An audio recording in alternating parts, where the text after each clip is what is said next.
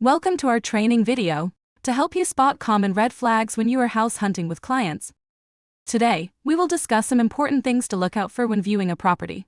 By being able to recognize these red flags, you can save your clients both time and money by avoiding properties that may have costly repairs or renovations needed. We'll go over things from structural issues, plumbing, electrical, and other warning signs to be aware of. Our goal is to equip you with the knowledge and tools you need to help your clients make informed decisions when buying a property. Before we jump into the red flags, let's hit a brief overview of what residential building codes are and how they can impact construction quality.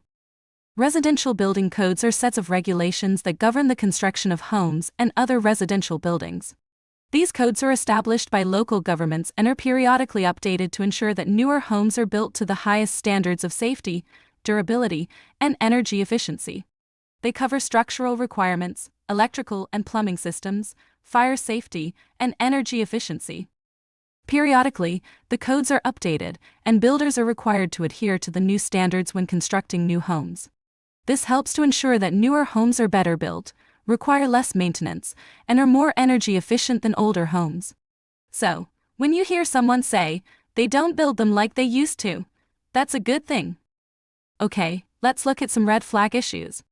We will attempt to keep these in chronological order by year of construction. However, some of these conditions occurred over long periods of time, so there can be substantial overlap in the timeline. First up, poor framing. Pre-1920s built homes typically had framing that was not as well constructed as homes built today. This is because of lax building codes, builders having less knowledge about proper construction techniques, and the lack of modern materials such as steel beams and LVLs. As a result, homes built before the 1920s often had framing that was not as strong or durable as it should be. This could lead to issues such as sagging floors, cracking walls, and other structural problems. Additionally, these homes were not built with energy efficiency in mind and often had poor insulation and drafty windows, making them difficult to heat and cool. Next thing to look out for is knob and tube wiring. Knob and tube wiring was a commonly used method of electrical wiring in homes and buildings built before the 1930s. It consists of ceramic knobs and tubes that are used to insulate and support the wires as they run through the walls and ceilings of the building. The knobs were used to secure the wires to the framing, and the tubes were used to protect the wires where they passed through joists or other structural elements. While knob and tube wiring was considered safe and up to date at the time of its use, it has since been phased out due to a number of factors. One of the main issues with knob and tube wiring is that it is not grounded, which means that there is no protection against electrical shocks or fires caused by power surges. Additionally, knob and tube wiring is not designed to handle the electrical load of modern homes and appliances, which can lead to overloading and potential safety hazards.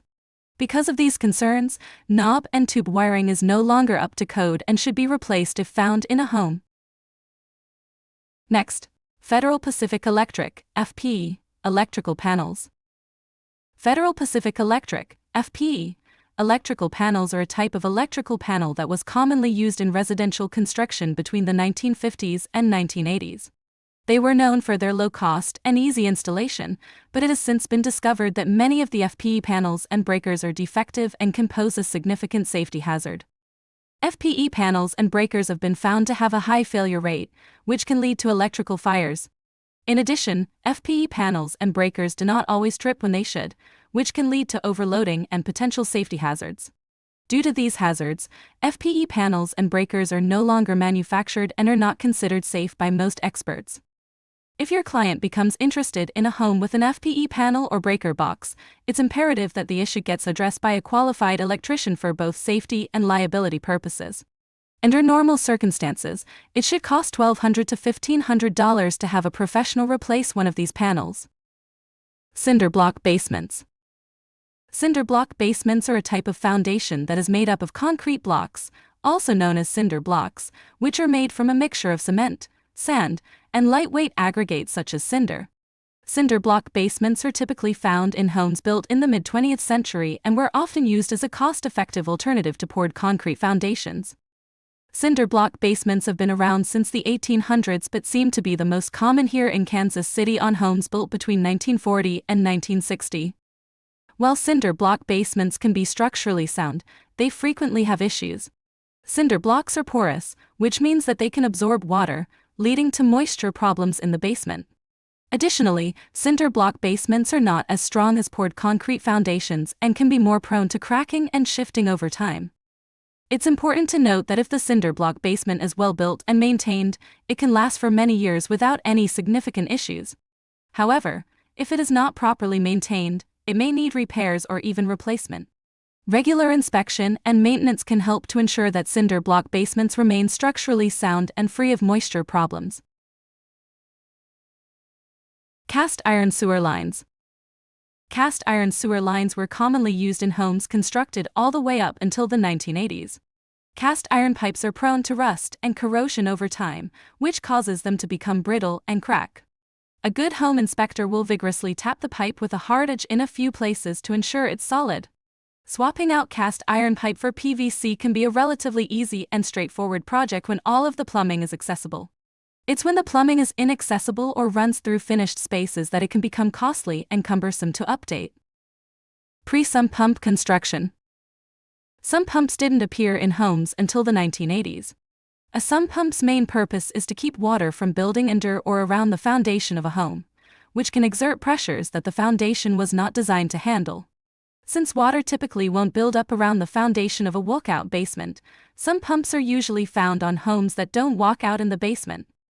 You can typically see evidence of hydraulic pressure by noting heaved basement floors and cracked or pushed-in foundation walls. A wall pushed in a couple of inches or less can typically be braced against further movement by adding vertical steel I-beams every few feet, while a wall pushed in more than a couple of inches may require an expensive anchoring system to move the wall back into a stable position. Most foundation problems are caused by poor grading, drainage, and/or gutters combined with the lack of a sump pump.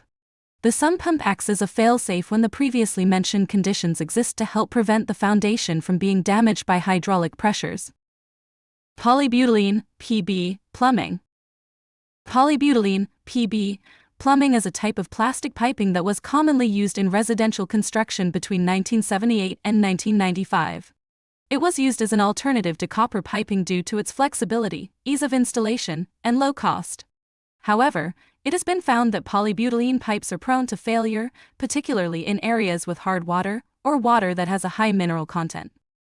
When PB pipes fail, they can develop small leaks that can go undetected for long periods of time, resulting in significant water damage. Additionally, the pipes can become brittle and crack over time, leading to leaks and burst pipes.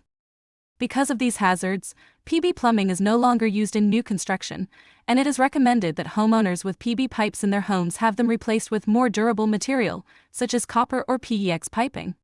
If you suspect you have PB plumbing in your home, it's recommended to have a plumber inspect the pipes and recommend replacement or repair if necessary. Fogged windows are most often found in homes built in the 1990s to early 2000s. Fogged windows are a common issue that can occur when the seal around a window's panes of glass breaks down. This seal is designed to keep moisture and air out of the space between the panes. When the seal fails, moisture can enter and condense on the inside of the glass, creating a foggy or cloudy appearance that can affect the appearance of the home. To fix the problem, the window must be replaced, or the seal must be removed and replaced with a new one. This is often referred to as a reseal. This process is done by a professional. It is not a DIY task. R22 refrigerant. R22 refrigerant, also known as Freon, is a type of refrigerant that was commonly used in air conditioning and refrigeration systems until it was phased out in 2020 due to its environmental impact. R22 has been banned in developed countries and has been phased out. However, systems that were manufactured before 2010 may still be using R22 refrigerant. As of 2020, it is illegal to produce or import R22, and the only R22 available for servicing existing equipment is from reclaimed or recycled sources. It's important to note that if the air conditioning or refrigeration system was manufactured before 2010, it may still use R22 refrigerant and will eventually need to be replaced or converted to use a newer, more environmentally friendly refrigerant, such as R410A. In addition, servicing and maintaining systems that use R22 refrigerant will become more difficult and expensive as the supply of R22 refrigerant becomes scarce. Unstable decks. Unstable decks can pose a serious safety risk for homeowners and their guests. An unstable deck may appear to sag, sway, or have loose or rotting boards. If you moving while standing on a deck causes the deck to move, then it is unstable and your buyer will need to address the issue immediately, with or through negotiations for repairs. Mold. Trust your nose. Mold is a type of fungus that can grow in damp or humid environments. It can appear as black, green, or white spots on walls, ceilings, and floors, and can have a misty odor. Mold can cause a variety of health problems, such as allergies, asthma, and respiratory infections, and it can also damage the structure of a building. It is important to address mold growth as soon as it is discovered, as it can spread quickly and be difficult to remove. To prevent mold growth, it is essential to keep indoor humidity levels low, fix leaks and water damage promptly, and ensure proper ventilation. If mold is found, it is recommended to hire a professional to remove it, as it can be a complex task and it can be harmful if not done correctly. Those are just a few of the most common large expense inspection issues that we see here in the Kansas City area. There are some other things we can pay attention to when a buyer indicates interest in a home to help make sure they are making the right decision. Note the roof age, the age of mechanicals such as HVAC and hot water heater, and any wood rot or other deferred maintenance. A home with a lot of looming maintenance expenses may not be the right fit for a first-time home buyer who is pulling together all of their available funds just to get to closing. In conclusion, as a realtor, it's important to be aware of common red flags and potential issues that can arise when viewing a property. By recognizing these red flags, you can save your clients both time and money by avoiding properties that may have costly repairs or renovations needed. Remember that we should always recommend home inspection from a qualified inspector because they are the professionals responsible for keeping up to date with the latest building codes and standards, as well as being aware of an extensive list of potential hazards. We hope we have equipped you with more knowledge and tools to help your clients make informed decisions when buying a property. Thanks for watching.